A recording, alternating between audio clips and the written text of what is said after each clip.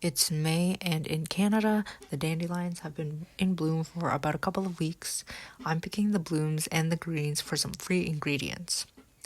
I'm getting them from my front and backyard. You want to pick from a place that hasn't been sprayed and is free of pet traffic. I do have a dog, but he doesn't like to do his business on the property. You want to pick really big, fluffy blooms that aren't too late in the season or growth cycle because otherwise, the texture when they go to the fluffy white seed is not going to be good. Pick on a sunny, warm day because the blooms will be more open rather than wet, cold, rainy days, right? With the leaves, I'm probably a little bit late because the plant is flowering and I think that changes the flavor profile, but you want to pick from shady areas because those tend to be less bitter and bigger, so they're easier to pick. With foraging, it's always recommended that you can identify the plant with certainty, so don't try this if you don't know how to identify a dandelion. And also avoid this if you have allergies like to related plants like ragweed.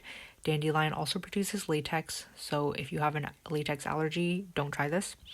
And if you are picking in a big field, don't overpick because pollinators can use dandelions as well. Rinse to get rid of any dirt or critters, and you can use that water to water your plants. I wouldn't recommend soaking the flowers because the stress of being plucked and the wetness could make the blooms close up. I'm just shaking them dry.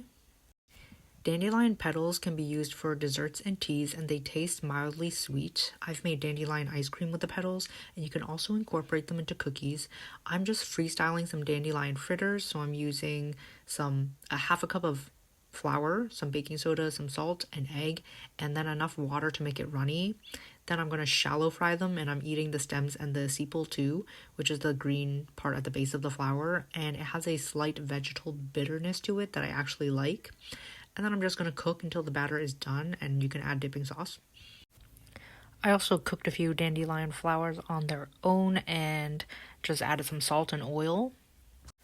I'm running out of time in this video, so check out part 2 for my dandelion greens.